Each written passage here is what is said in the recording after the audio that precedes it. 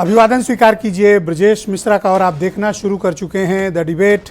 बहनों भाइयों, आज की दो बड़ी महत्वपूर्ण खबरें हैं जिन पर सार्वजनिक चर्चा होनी चाहिए। पहला, इंडिया अलायंस की तीसरी बैठक मुंबई में संपन्न हो गई है। कुछ रेजोल्यूशन पास किए गए हैं, कुछ संकल्प लिए गए हैं और एकता पर जोर दिया गया है। इसका इम्पैक्ट क्या पड़ेगा और एनडीए यानी बीजेपी के नेतृत्व वाले गठबंधन के खिलाफ यह महामोर्चा क्या बीजेपी का मुकाबला कर पाएगा, ये एक महत्वपूर्ण सवाल है। दूसरा मसला निकल कर आ रहा है दिल्ली से। स्पेशल सेशन बुलाया गया है। किस लिए? चर्चा बड़ी तेज है और आज उसकी एक्टिविटी भी दिखी है। वन नेशन वन इलेक्शन को लेकर संसद में कुछ बड़ा हो सकता है। क्या हो सकता है? पूर्व राष्ट्रपति रामनाथ कोविंद की अध्यक्षता में एक कमेटी बनाई जा रही है। ये कमेटी सरकार को सिफारिशें देगी और फिर संसद में कुछ होगा। क्या होगा? वी डोंट नो, हमें नहीं पता और सरकार ने भी क्लैरिटी भी नहीं दी। लेकिन सरकार ने कहा कि भारत सरकार के सभी secretary, additional secretary, joint secretary सब उस दिन दिल्ली में मौजूद रहें। क्या करने जा रही सरकार? कोई प्लानिंग है? हम सारे विषयों पर एक साथ चर्चा करने जा रहे हैं क्योंकि ये स्पेशल सेशन और उधर अलायंस का बनना, 24 का चुनाव नज़दीक आना। बहन भाइयों, इस देश में कुछ भी संभव है। हम आज खुली चर्चा इस पर आयोजित कर रहे हैं। बहन भाइयों, मुंबई और दिल्ली दो बड़े शहर आज बड़ी चर्चा में हैं। एक इंडिया अलायंस की वजह से चर्चा में और दूसरा स्पेशल सेशन की वजह से। तो मुंबई में क्या हुआ आज? मुंबई में मोटा मोटी 3-4 बातें तय हुई। एक तो ये अपनी सॉलिडारिटी यानी एकता को दिखाने में कामयाब हो गए और अपने मंच को उन्होंने मजबूत कर लिया। नेताओं में पहले से अधिक मजबूती, एक दूसरे के प्रति विश्वास और अलायंस के प्रति कमिटमेंट दिखा है। ये अलायंस ने 3-4 मुद्दों पर काम किया है, जैसे सीट शेयरिंग का फार्मूला तत्काल तय किया जाएगा, इस पर काम शुरू करेंगे। प्रमुख रूप से तय किया गया कि विपक्षी दलों का ये गठबंधन अपना शक्ति प्रदर्शन भी करेगा, रैलियां भी आयोजित की जाएंगी, सीट शेयरिंग होगी। कोऑर्डिनेशन के लिए 3-4 कमेटियां बनाई गई हैं और ये तय किया गया है कि बीजेपी का मुकाबला पूरी ताकत से करना है। अब की नहीं तो कभी नहीं के फार्मूले पर ये काम करने जा रहे हैं। वैसे ऐसी एकता बहुत पहले शायद ही दिखी हो जो एकता इस वक्त विपक्षी दलों ने इंडिया अलायंस के नेतृत्व में बनाई है। जुड़ेगा भारत, जीतेगा इंडिया, ये इनका नारा है। जुड़ेगा भारत, जीतेगा इंडिया। तो इंडिया कैसे जीतेगा? सिर्फ मीटिंग होगी या ग्राउंड पर कुछ काम भी होगा?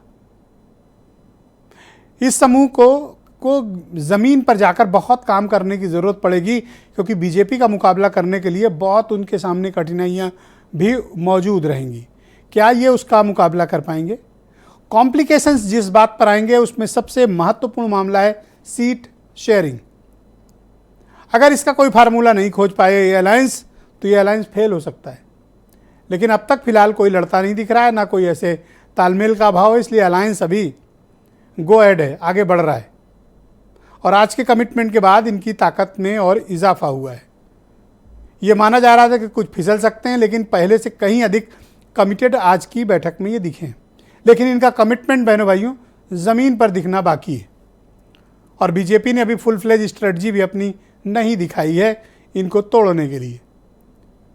उधर दिल्ली में एक स्पेशल सेशन बुला लिया गया है पार्लियामेंट का। नॉर्मली ये सरकार ऐसा करती नहीं कि कोई विशेष सत्र बुलाएं। जीएसटी वगैरह के कानून बनाने हो तो एक अलग बात है कि अलग से सत्र बुलाया जाए, लेकिन महज अभी कुछ दिन पहले खत्म हुए मानसून सत्र के बाद ये स्पेशल सेशन 5 दिन का बुलाया जाना थोड़ा चौंकाता है। और इस बीच ये चर्चा शुरू हो गई है सरकार के पक्ष की तरफ से कि one nation one election need of the hour है। क्यों? आर्थिक बोझ बहुत पड़ता है। दूसरा, सरकार आराम से चलेगी, डेवलपमेंट के काम रुकेंगे नहीं। तीसरा, लोकतंत्र मजबूत होगा। विपक्ष का ये मानना है न तो आर्थिक कोई प्रभाव है क्योंकि चुनाव में तो हर वक्त वैसे ही होता है, पैसे का कोई इशू नहीं है। विपक्ष का ये मानना है कि तानाशाही की तरफ सरकार बढ़ रही है और कुछ बड़ा करने जा रही है और विपक्षी दलों को न विश्वास में लिया गया है, न सेशन के बारे में उनको जानकारी है। तो क्या चल रहा है दिल्ली में और 18 से 22 सितंबर के बीच क्या होने जा रहा है? बने भाई, निगाहें खुली रखनी पड़ेंगी। और दिमाग को भी खुला रखना पड़ेगा चीज़ों को समझने के लिए, आ रहे संकेतों को डिकोड करने के लिए। सरकारें कहती नहीं हैं, इशारों में संदेश देती हैं, समझदार उनको डिकोड करके समझ लेते हैं, और जो लोग समझ लेते हैं वो चुप हो जाते हैं। लिहाजा सरकारों के संदेश पकड़ना बड़ा कठिन काम है। तो इस वक्त देश में चुनाव भले ही कुछ महीने दूर हों, लेकिन हर वो तरीके शुरू हो गए हैं। अपोजिशन किसी कीमत पर इस सरकार को तीसरी बार दिल्ली की गद्दी पर बैठने नहीं देना चाहता, और बीजेपी किसी कीमत पर यह गद्दी छोड़ने के लिए तैयार नहीं है। तो क्या होगा? तो टकराव होगा, वैचारिक लड़ाई होगी, हर वो तरीके अपनाए जाएंगे जो अपनाए जाते रहे हैं, या कुछ गैर पारंपरिक काम भी हो सकते हैं। तो क्या हो सकता है? आपके मन में प्रश्न होना चाहिए। बहनों भाइयों, सितंबर का महीना 18 सितंबर से 22 सितंबर के बीच दिमाग को खुला रखना पड़ेगा, संदेशों को समझना पड़ेगा। ये बात मैं रिपीट कर रहा हूं क्योंकि पार्लियामेंट का कोई सेशन ऐसे तल्ख माहौल में, जब अभी एक बड़े टकराव अविश्वास प्रस्ताव के बीच सरकार गुजरी हो, उस वक्त ये स्पेशल सेशन यूं ही नहीं बुलाए जाते हैं। और मैं आपसे फिर कहना चाहता हूं, बीजेपी या प्रधानमंत्री नरेंद्र मोदी कोई काम यूं ही नहीं करते हैं, उसके पीछे उनके कुछ ठोस उद्देश्य होते हैं। तो इस बार क्या उद्देश्य है? इंडिया अलायंस को चर्चा से बाहर करना। तो उनके पास कोई और भी तरीके हो सकते थे। ये सेशन क्यों बुलाया है, इसको समझने की हमें आवश्यकता है। आज कुछ बयान सुन लें आप, फिर हम इस चर्चा को आगे बढ़ाएंगे। राजस्थान में, मध्य प्रदेश में, छत्तीसगढ़ में जो कर्नाटक में हुआ है वही यहां होने वाला है। और फिर उसके बाद नेशनल इलेक्शंस में जो इंडिया अलायंस है वो बीजेपी को हराने जा रहा है। चाहे मीडिया कुछ भी कह ले, चाहे हिंदुस्तान के सारे इंस्टीट्यूशंस को कंट्रोल करे, कुछ नहीं फर्क पड़ने वाला है।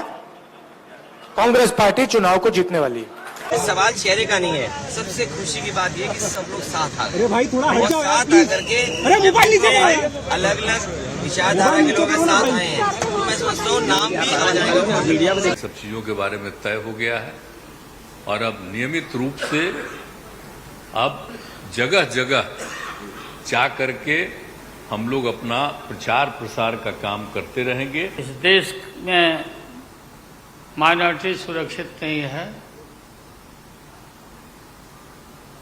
क्या क्या हुआ आपको मालूम होगा इस देश में क्या हो रहा है कि आज हमारे अल्पसंख्यक भाई सुरक्षित नहीं है, महसूस नहीं कर रहे हैं। आज हमारे भारत का युवा रोजगार ढूंढ रहा है, पढ़ लिख के बीए करके, बीकॉम करके, बीएससी करके रोजगार ढूंढ रहा है। उसके पास रोजगार नहीं है, और वो जब सरकार के पास जाता है तो पता चलता है कि सारी सरकार एक ही आदमी के लिए काम कर रही है। सारी सरकार भ्रष्टाचार में डूबी हुई है।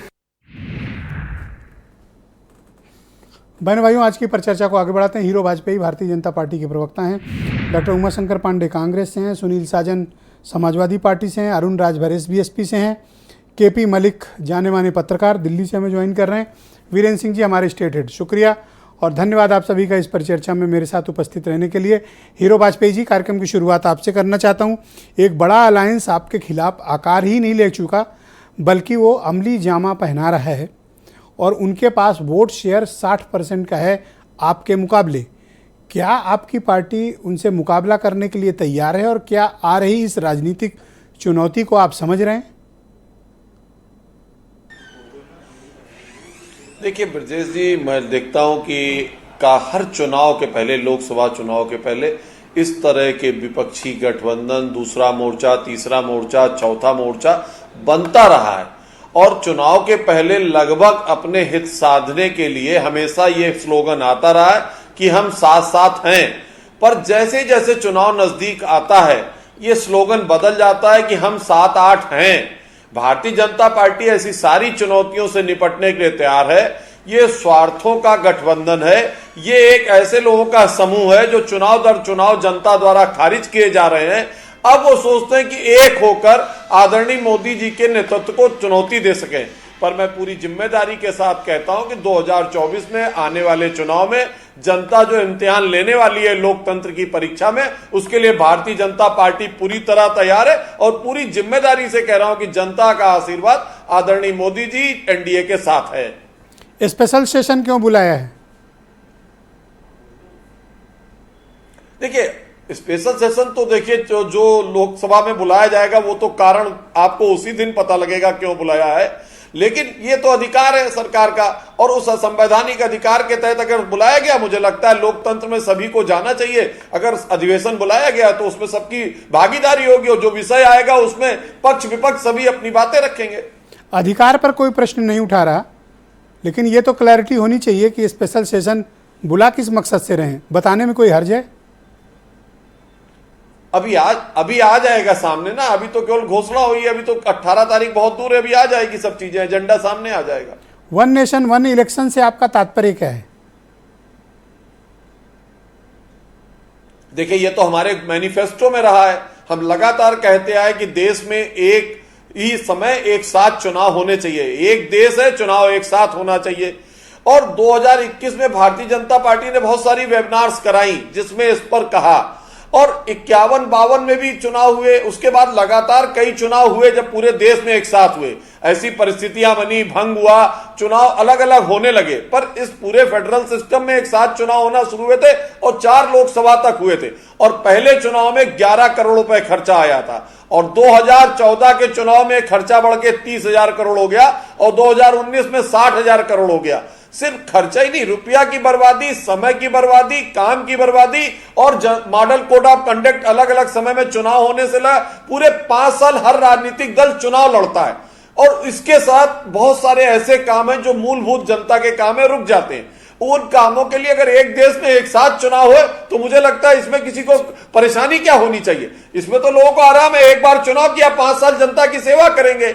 हम लगातार चुनाव दर चुनाव 5 साल चुनाव लड़ते हैं, साहब लोकसभा हो रहा है, फलाने राज्य में विधानसभा हो रहा है, अब वहां ये चुनाव हो रहा है, जिला पंचायत चुनाव हो रहा है, एमएलसी हो रहा है, एमएलए हो रहा है, ये लगातार हम चुनाव दर चुनाव लड़ते हैं। और एक तरह से कहा जाने लगा है कि राजनीतिक दल केवल चुनावों की पार्टियां होकर रह गए हैं।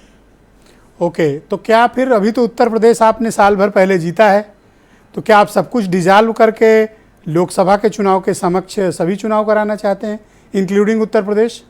ऐसी इस हक में हैं आप? ये तो विधि आयोग ने, ये देखिए विधि आयोग ने बहुत सारी सिफारिशें दी हैं, 83 से चालू है, और तमाम समितियां जो स्टैंडिंग कमेटी पार्लियामेंट की 15 में थी, 18 में थी, सभी लोग थे, उन्होंने भी तमाम सिफारिशें की, तमाम इसके महत्व को स्वीकारा है। और अगर स्थितियां पक्ष विपक्ष और लोकतंत्र में सब लोग मिलकर तय करेंगे तो जो तय होगा उसका जनता का आप इस हक में हैं कि एक साथ चुनाव करा लिए जाएं? अगर उसने हमें अभी चुना है, आप इस हक में हैं कि पार्लियामेंट के चुनाव के साथ सारे चुनाव करा लिए जाएं? नेशन वन इलेक्शन,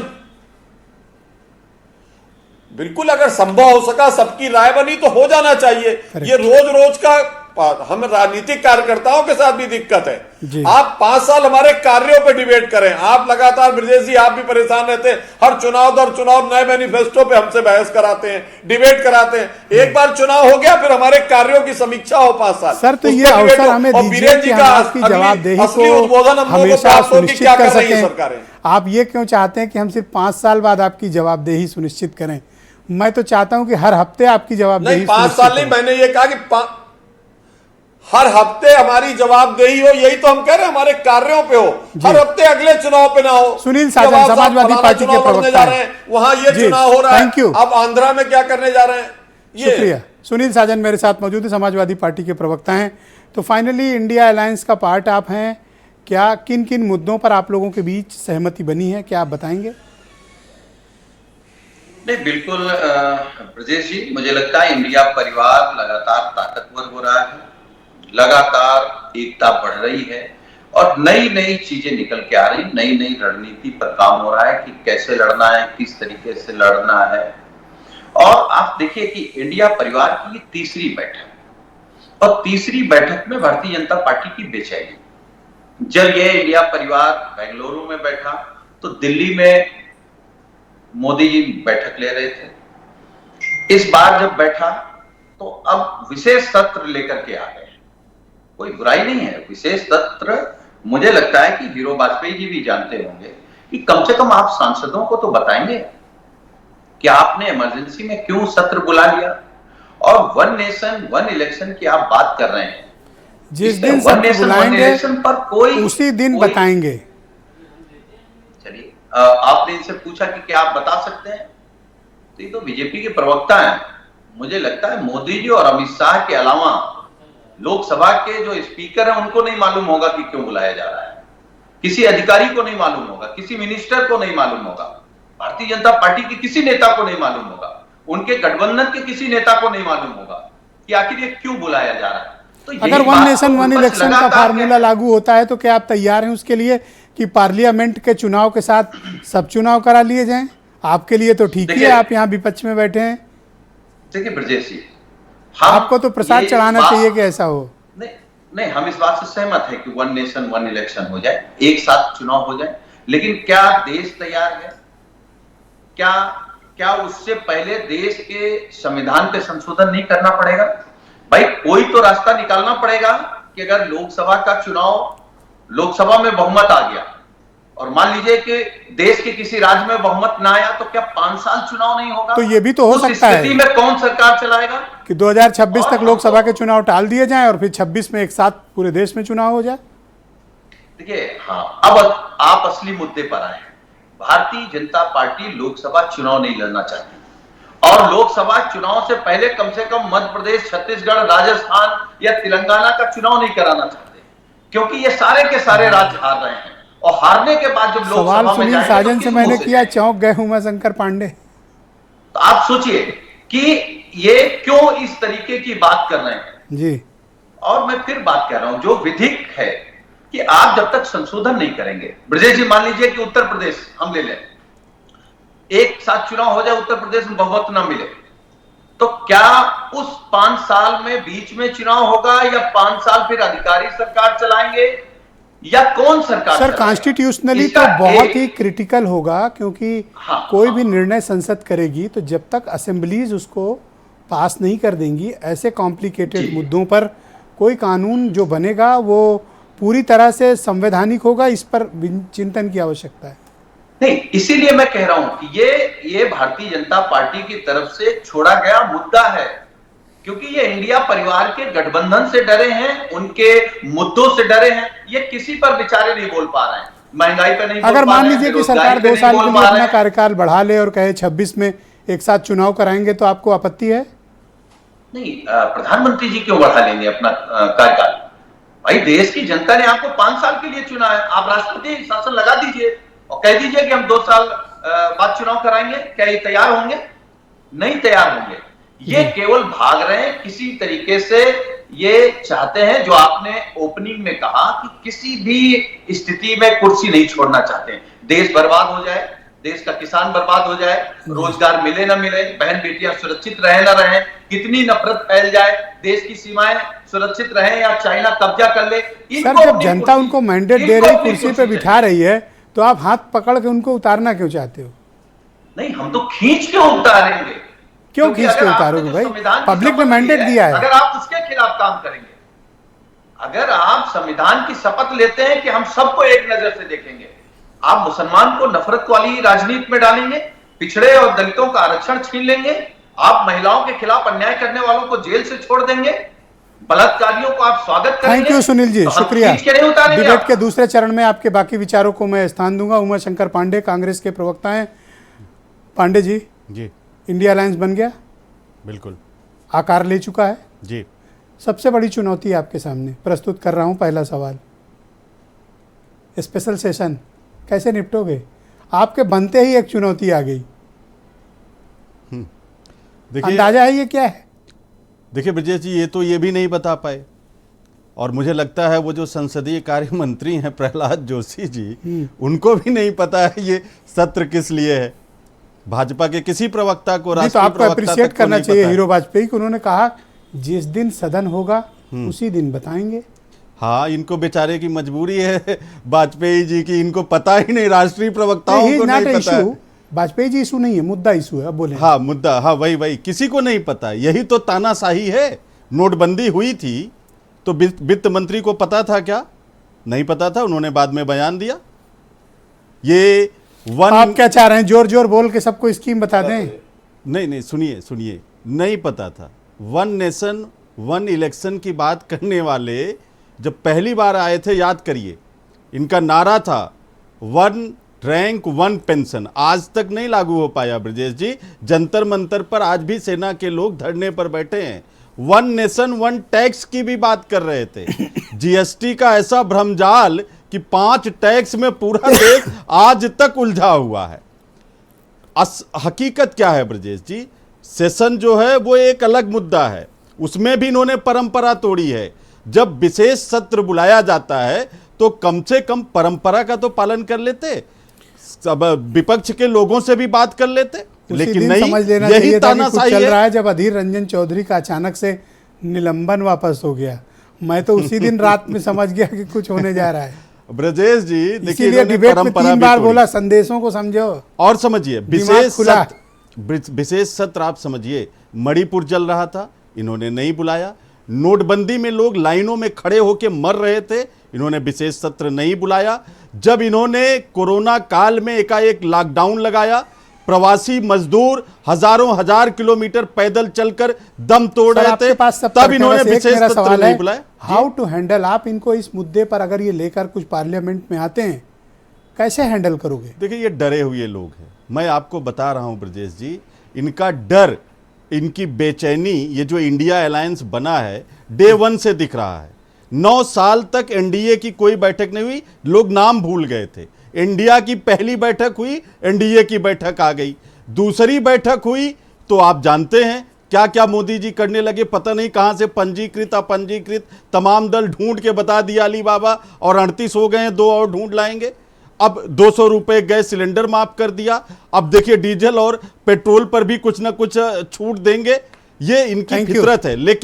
लेकिन ब्रजेश जी, इंडिया अलायंस इनसे किसी भी तरीके से डरने वाला नहीं है, इनसे किसी तरीके से पीछे हटने वाला नहीं। राहुल गांधी जी ने कहा 60% लोग, 60% 2026 वाला मैंने सवाल किया, आपका सुर लय ताल बिगड़ गया पांडे जी। जी ये 26 वाला सवाल सुन के आपकी सुर लय और ताल ये देखिए तीनों बिगड़ गई। नहीं, ये तो आप समझिए, हम मध्य प्रदेश भी जीतेंगे, हम छत्तीसगढ़ भी जीतेंगे। और रही बात, आप समझिए, हमारे अलायंस की चिंता क्यों कर रहे हैं? हम तो बिहार में महागठबंधन बना के चुनाव लड़े ना, महाराष्ट्र में हम महाविकास अघाड़ी के अंतर्गत लड़े ना, हम उत्तर प्रदेश में सपा के साथ पीछे मिलकर चुनाव लड़े ना, हमें तो वो है, हम तो लोगों के साथ मिलकर चुनाव लड़े। धन्यवाद। मैं अरुण राजभर को आमंत्रित करता हूं, एसबीएसपी के राष्ट्रीय प्रवक्ता हैं। राजभर जी, शुक्रिया आपका। ये वन नेशन वन इलेक्शन क्या भला है, थोड़ा आप ही टार्च की रोशनी मारें।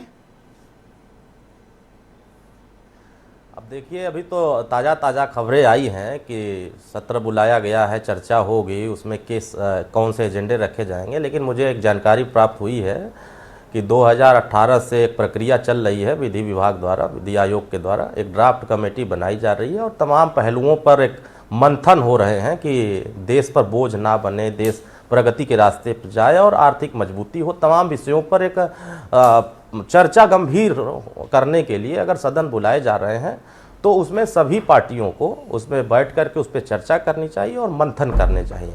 लेकिन विपक्ष अब इसमें रोना रोएगा। आप क्या खाली नाम बड़ा कर लेंगे, INDIA one nation one election के विकल्प पर जाना चाहिए। भारतीय समाज, देखिए सुहेलदेव भारतीय समाज पार्टी तो बहुत सारे विकल्पों पर चर्चा करना चाहती है। देश एक है तो देश में प्रधानमंत्री एक है तो देश में शिक्षा भी एक होनी चाहिए, कानून भी एक होना चाहिए, इलेक्शन भी एक होना चाहिए, ताकि लोगों को समानांतर अलग अलग भिन्न तरीके से लोग ना देखें। उनको योजनाओं का लाभ जन जन तक पहुंचाने के लिए कानून एक रहेगा तो व्यवस्थाएं आसानी से लोगों तक डिलीवरी हो पाएगी। तमाम चीजें ऐसे अलग अलग राज्यों में हर समय बोझ बनते जाते हैं, प्रशासन का बोझ होता है अलग, जनता का बोझ अलग होता है। नहीं, देखिए सहमत है, ऐसा नहीं है। देखिए अभी इसमें मंथन करना है, अभी इस पे अध्ययन करना है। अध्ययन करने के बाद जब सदन में प्रस्ताव आ जाएगा, उसकी चीजों को समझ लिया जाएगा, तब इस पे विस्तृत तरीके से चर्चा करना ठीक है। जैसा कि अभी चर्चा कांग्रेस और सपा के लोग, आज 1 तारीख हो गई है और 18 को सेशन है, 5 दिन चलेगा सर। अब कौन सी चर्चा सर? सदन भाई, चर्चा के NDA लिए तो- बाद में अब कानून बनता है सर सदन में।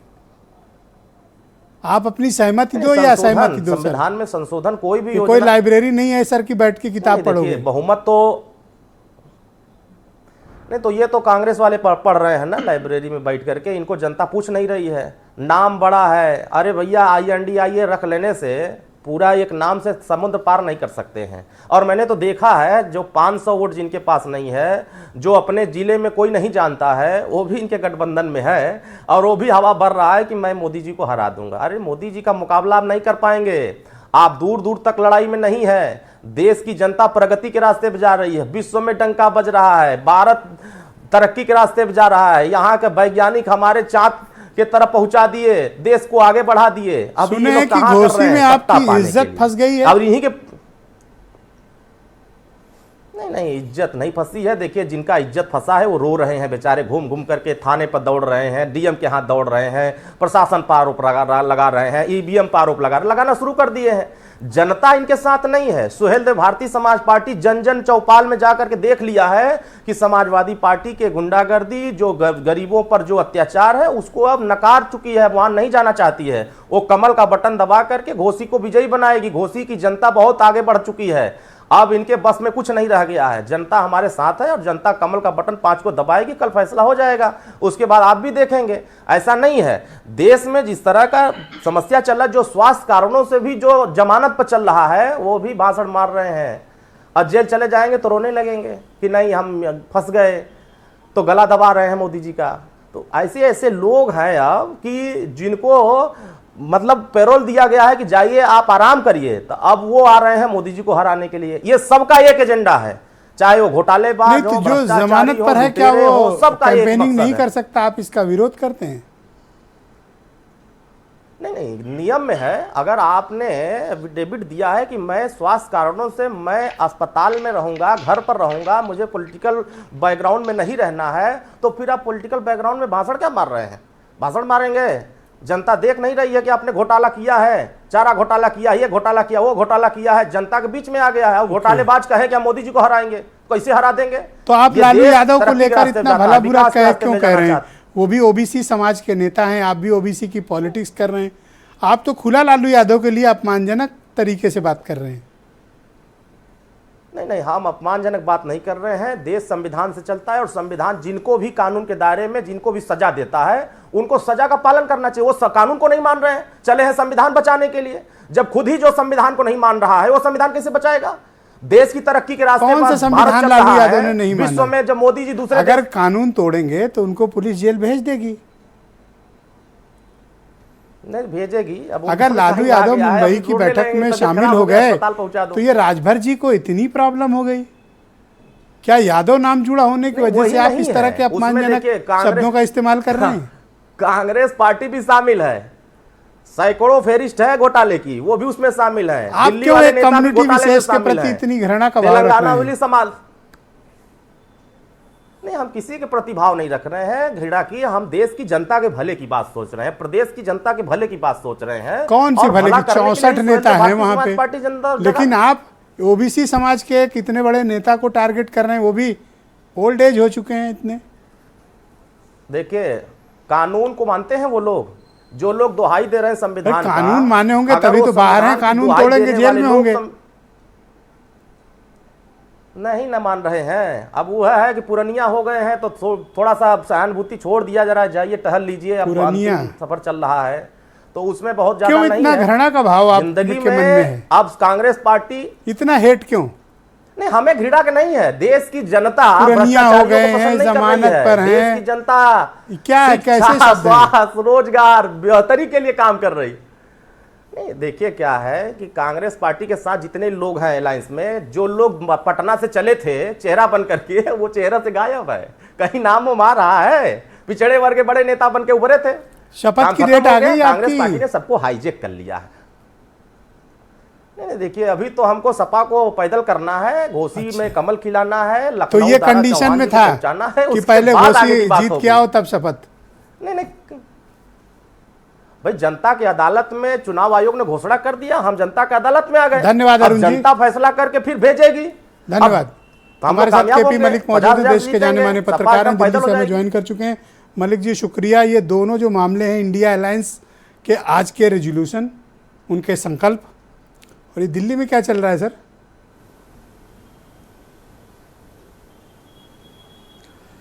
देखिए ब्रजेश जी, अगर आप इंडिया अलायंस की बात करेंगे तो इसमें जाहिर सी बात है कि थोड़ा कॉन्फिडेंस मुंबई में इंडिया के जो नेता हैं उनमें दिखा है। लेकिन मुझे थोड़ा सा इसमें एक चीज़ की जो कमी लग रही है वो ये है कि तमाम नेताओं के बीच कोई बहुत अच्छा चेहरा, खड़गे के अलावा दलित समाज से एक कमी खल रही है। मायावती जी अभी तैयार नहीं हैं, तो मायावती जी तैयार नहीं हैं तो उनके ऑप्शन को देखते हुए, जैसे कि उत्तर प्रदेश की बात करें, वहाँ पे उभरते हुए नेता दलितों के चंद्रशेखर हैं, जिनका हाल ही में हमने देखा है कि उनकी कई रैलियाँ राजस्थान, पश्चिमी उत्तर प्रदेश और दूसरी जगहों पर भी मैंने देखा। कई एक्टिविटी में उन्होंने अच्छा भाग भी लिया। जनता दरअसल जयंत चौधरी के कोटे में आते हैं की थी को नहीं, तो कोटे में आते हैं तो उनको भी साथ में ले जाते हैं। खैर, दूसरी चीज़ ये है कि इंडिया अलायंस में अच्छा कॉन्फिडेंस एक दिखाई दिया, लेकिन इंडिया अलायंस क्या करेगा जब नई चीज़ मोदी जी आगे खड़ी कर देंगे? इस अलायंस का क्या होगा जब दिल्ली में मामला ही कुछ और बदल गया? दिल्ली में जो अलायंस की तैयारी है, वो जो दिल्ली में रणभूमि तैयार हो रही है, उसमें कैसे इंडिया अलायंस लड़ पाएगा? आप ये सोचने की बात है। देखिए, मेरा लगभग 3 दशकों से मैं पार्लियामेंट में जा रहा हूँ और मेरी समझ जो कहती है कि कोई भी अगर खासकर विशेष सत्र बुलाया जाता है तो एक कोई खास महत्व होता है, उसका कोई खास बात होती है, कोई इमरजेंसी होती है, उस पर चर्चा के लिए, उस पर डिस्कशन करने के लिए बुलाया जाता है। एकाएक विशेष सत्र बुलाने का अनाउंस करना, और बिल्कुल सही है, यहाँ पे एक प्रवक्ता ने कहा कि संसदीय कार्य मंत्री को भी नहीं पता कि किस लिए बुलाया गया, खाली उन्होंने एक ट्वीट कर दिया है। और देखिए, दूसरी बात यह है कि तमाम प्रवक्ताओं के अलावा समझ क्या कहती है किस लिए बुलाया गया है कि 18 से चल रहा है सेशन? देखिए, मोदी जी की जो आदत है, मोदी जी का जो अपना एक तरीका रहा है, वो एक गुगली फेंकते हैं। जैसे आपने तमाम देखा कि नोटबंदी किसी को नहीं पता था, उसके बाद दूसरी तमाम चीज़ें उन्होंने की, कई सारे ऐसे उनके रहे हैं। इसमें वो मुझे लगता है कि वही राष्ट्रपति शासन लगा के और एक साथ तमाम चुनाव करने की उनकी योजना तो सर, है। 5 साथ दिनों का ये जो सेशन होगा, भी वो बिल लेके ये गुगली होगी या बाउंसर? नहीं, मेरे ख्याल से ये गुगली होगी, और इस गुगली में कई सारे नए बिल आएंगे। और उससे महत्वपूर्ण ये है ब्रजेश जी, जो मैं बताना आपको चाहता हूं कि G20 तक 10 तारीख तक आप देखिए, 10 तारीख के बाद जो 11 तारीख होगी, 11 से 15 तारीख के बीच में कई लोगों के लिए वो कयामत की रातें होंगी। क्योंकि देखिए, आपको ये ध्यान रखना होगा कि संजय मिश्रा जो ईडी के चीफ है, उनका कार्यकाल 15 सितंबर तक है, तो उनका नहीं, मैं नहीं बना रहा हूं, मैं तो सत्यता बता रहा हूं कि उनका भरपूर प्रयोग किया जाएगा, फिर उनका उसको इनाम दिया जाएगा, एक नया पद उनका सर्जन होगा, तो उसके लिए भी पार्लियामेंट में डिस्कशन होगा, उसके लिए भी पार्लियामेंट में एक पेपर तैयार किया जाएगा। ये तमाम तैयारियां इस तरह की होंगी, और उसमें तमाम तैयारियां पिछले दिनों ब्यूरोक्रेसी कर रही है, तमाम पार्टी कर रही है। जिस तरह से पूर्व राष्ट्रपति रामनाथ कोविंद के नेतृत्व में ये कमेटी बनी है, ये भी अपना काम पहले से कर रही है, ऐसा नहीं है कि अभी कर रही है, लोग पहले से काम कर रहे हैं। और भारतीय जनता पार्टी की और आरएसएस की ये काफ़ी दिनों से तैयारी है, इसको डिस्क्लोज नहीं किया गया था। तो भारतीय जनता पार्टी को चैलेंज करने के लिए इंडिया गठबंधन बात कर रही है सिलेंडर पे रेट कम करने की, कि 10 साल में नहीं बढ़ाया, 10 साल बढ़ाया और 1 साल में कम कर दिया। तो वो अभी महंगाई पे, बेरोजगारी के मुद्दों पे तैयारी कर रही है, और यहाँ मुद्दे दूसरे आ गए हैं। देखिए, जो आपने बहुत अच्छी बात कही कि अधीर रंजन चौधरी की बात कर रहे हैं, सदस्यता बाहर मेन गेट पर ताला लगने वाला है, इनको पता ही नहीं। मैं ब्रजेश जी वही कर रहा हूं, आपकी बात को आगे बढ़ा रहा हूं कि अधीर रंजन चौधरी की सदस्यता जैसे ही बहाल हुई तो हमें समझ में आ गया कि कुछ होने वाला है, क्योंकि अधीर रंजन चौधरी ही तो वहां हाउस में बोलेंगे, और वो जिस अंदाज में बोलेंगे भारतीय जनता पार्टी को बहुत अच्छा मौका मिलेगा। अधीर रंजन चौधरी भारतीय जनता पार्टी को चकमा नहीं दे पाए पिछले, अगर आप देखेंगे जो पिछला मानसून सेशन था उसमें बहुत अच्छा कई कांग्रेस के प्रवक्ताओं ने बात रखी, राहुल गांधी ने भी अच्छी बात रखी, लेकिन thank you Adhir sir, Ranjan Chowdhury शुक्रिया। हमारे एक साथ जुड़े मौका भारतीय रहिएगा। जनता पार्टी को देंगे और डिबेट के उसमें काफी दूसरे समय चरण में निकल आपके जाएगा। बाकी विचारों को मैं सम्मिलित करूंगा। वीरेंद्र सिंह जी भी हमें इस डिबेट में ज्वाइन कर चुके हैं। वीरेंद्र जी, ये जो दो बड़ी खबरें आज निकल कर आई हैं, इंडिया अलायंस की स्ट्रेटजी, उनकी एकता, और इसी बीच ये अनाउंसमेंट कि स्पेशल सेशन होगा, क्या होगा इसमें? देखिए, जो इंडिया अलायंस के कई सारी कमेटियों का ऐलान हो गया, मीडिया कमेटी से लेके कैंपेन कमेटी तक, उनका भी अपना चल रहा है। लेकिन दूसरी ओर ये सेशन बुलाकर दोनों खबरों को तुलनात्मक रूप से देश में चर्चा मिली है, और कहा जाए तो बीजेपी ने उस धार को थोड़ा कम किया है जो इंडिया मुंबई से हासिल कर रहा था। लेकिन जब बात आती है एक राष्ट्र एक चुनाव की, तो इस बात को सांसदीय के चुनाव और विधानसभा के चुनाव तक ही देखा जाना चाहिए कि लोकसभा और विधानसभा के चुनाव एक साथ होंगे। जो छोटे मोटे चुनाव हैं वो राज्यों में चलते रहेंगे, उनके अलग समय हो सकते हैं, इस पर शायद कुछ राय अलग हो। दूसरा ये कि एक नई संसद बनी है देश में जिसको सेंट्रल विस्टा कहा गया, उसमें ये पहली बैठक भी होगी, और उस बैठक को ऐतिहासिक बनाने के लिए इस सत्र का आयोजन किया गया है। उसमें कुछ बड़े ऐतिहासिक बिल, कोई बड़ा ऐसा ऐलान वहाँ पर संसद में करे सरकार, हो सकता है, चाहे वो महिला आरक्षण का बिल ले आए, चाहे यूसीसी पे कोई निर्णायक स्थिति करे, तमाम सारी चीज़ें हो सकती है। और इस संसद के सत्र को ये ऐतिहासिक बनाने में कुछ ना कुछ तो करेंगे। देखिए, ये बात ज़रूर है कि जब हमारे देश में एक राज्य में एक चरण में चुनाव नहीं हो पा रहा है, तो पूरे देश में एक साथ चुनाव कराना कोई आसान काम नहीं है। और भारत एक इतना विशाल देश है कि उसके एक एक प्रदेश में हर साल 1.5 साल पे चुनाव चलता रहता है, कभी प्रधानी का, कभी प्रमुखी का, कभी जिला पंचायत का, कभी नगर पालिका का, कभी विधान परिषद का। तो चुनाव की कमी थोड़ा है, चुनाव तो चलते रहेंगे। लेकिन चुनाव अगर नहीं होंगे तो क्या होगा? चुनाव इस देश में लोकतंत्र का उत्सव है, एक बहुत बड़ा रोजगार का साधन है।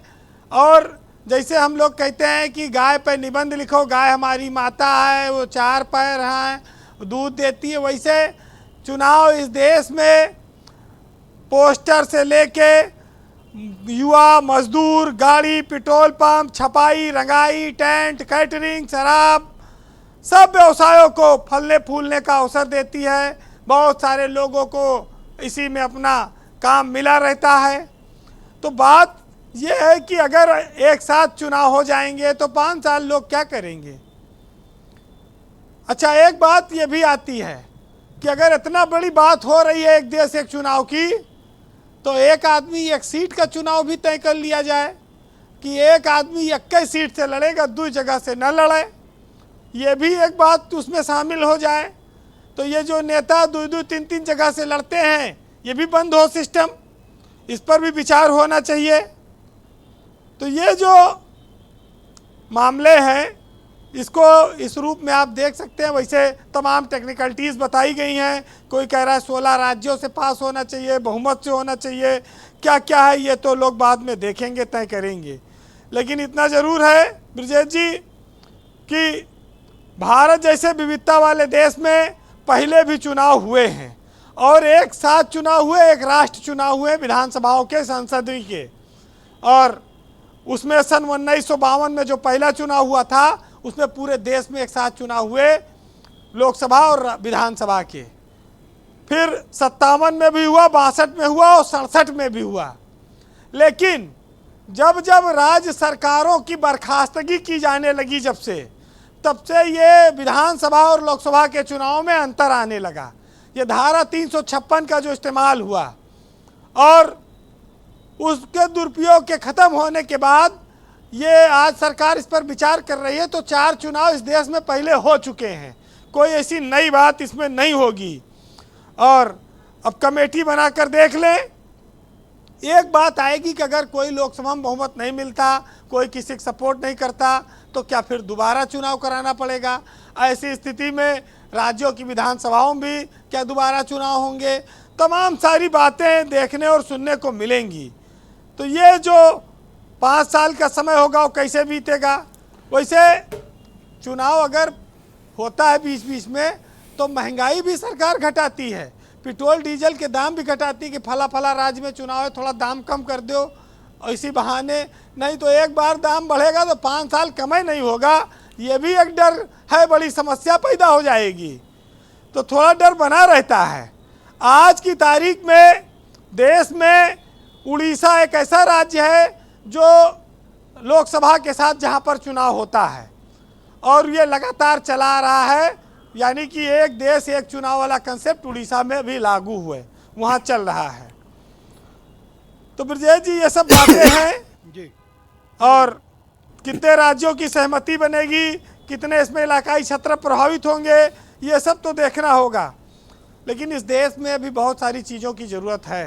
1 nation 1 education, 1 nation 1 medical, 1 nation 1 pension, 1 nation 1 law, तमाम सारे, और 1 नेशन 1 रेवड़ी, ये सब की भी बहुत ज़रूरत है। ये सब भी आना चाहिए।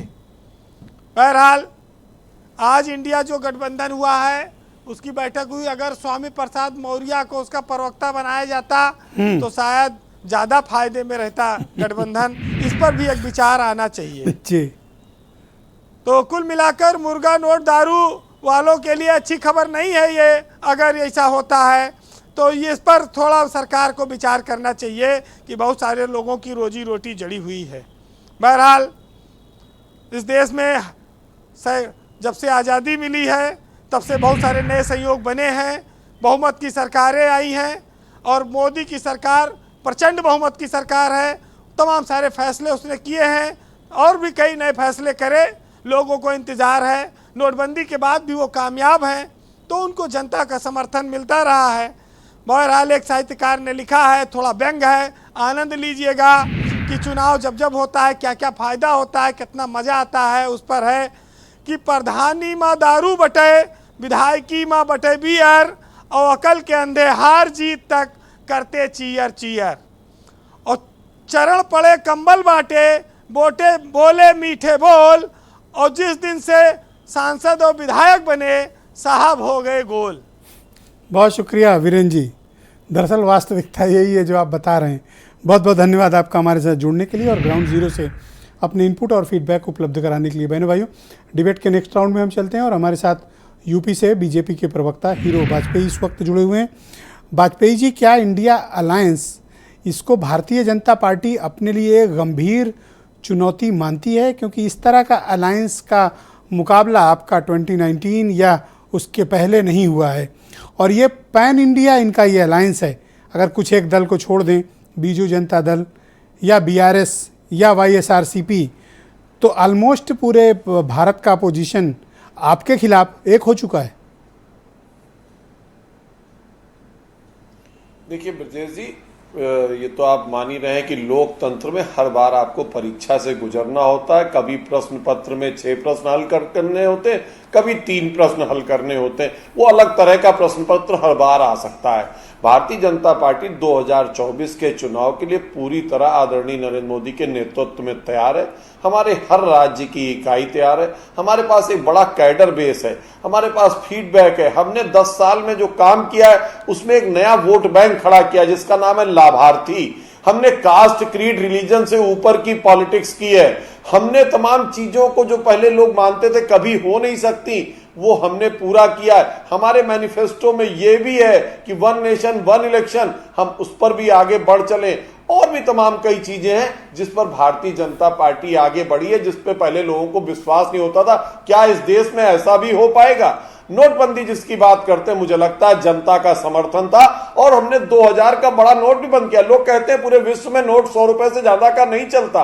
हमारे यहाँ मजबूरी थी, हमारे कैसा, लेकिन अब हमारे यूपीआई को विश्व के लोग कह रहे हैं। उस दिन ऑस्ट्रेलियन राजदूत गए, उन्होंने दिल्ली में सब्जी खरीदी यूपीआई से, यूपीआई को महत्व मिला। हमने वो तमाम ऐसे काम किए जो विश्व में भारत की पताका को लहरा रहे हैं। मुझे पूरा विश्वास है कोई भी समस्या है, और जहां तक इस गठबंधन की बात है, I.D.N. ये इस पर सर इंडिया बोलने में कौन सा परहेज है सर? बोल दो, डाट क्या लगाना है? अभी नहीं, बिल्कुल बिल्कुल देखिए, डांट इसलिए लगा रहे हैं कि बोलने में ऐसा नहीं है, एनडीए भी डांट है, ऐसा नहीं कि उसके बीच में डांट है, पर इस डांट में आप खासियत देखिएगा। आज एक इन्होंने कंपनी घोषित कर दी 13 लोगों की, उसका चेयरमैन नहीं बना पाए, तो तमाम चीजें इन्होंने कहा था लोगो जारी कर देंगे, लोगो सिर्फ महाविकास आघाड़ी ने बना दिया, 25 दलों से पूछा ही नहीं। राहुल गांधी ने प्रेस कॉन्फ्रेंस में कहा कांग्रेस की ही सरकार बनेगी।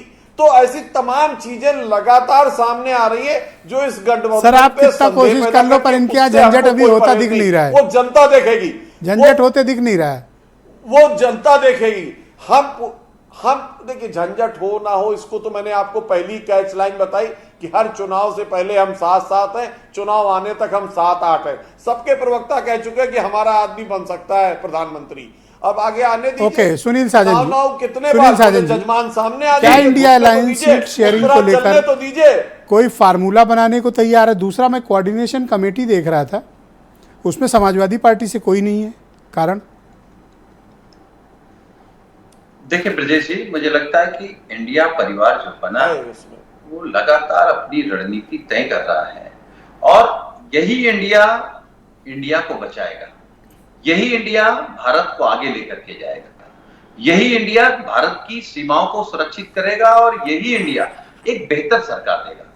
बीजेपी के प्रवक्ता अच्छी बात कह रहे थे कि राजनीति में हर बार परीक्षा देनी पड़ती है और प्रश्न भी आते हैं, और प्रश्न अब की जो इनके सामने हैं वो खुले हैं, कोई चोरी वाले प्रश्न है, उसकी आप तैयारी कर लीजिए कि आप उस प्रश्न का क्या करेंगे। आप महंगाई पर क्या लिखेंगे या जनता को क्या बताएंगे? आप 2 करोड़ रोजगार पे क्या बताएंगे? रुपए को डॉलर के बराबर ला रहे थे, उस पर क्या बताएंगे? बुलेट ट्रेन ला रहे थे, उस पर क्या बताएंगे? इस पैनल में बैठे कुछ लोग जातिगत टिप्पणियां कर रहे हैं और ये गलत है, ऐसा क्यों हो रहा है? देखिए, वो अच्छी बात आपने याद दिलाई। मुझे लगता है कि सूरज को दिया दिखाने वाली कहावत मुझे याद आ रही है, और ये और इनके पिताजी लगातार मुझे लगता है यादव समाज पर गलत टिप्पणी कर रहे हैं। मुझे लगता है हम राजनीति कर रहे हैं, लेकिन ये याद रखिएगा कि पूरा यादव समाज राजनीति नहीं कर रहा है।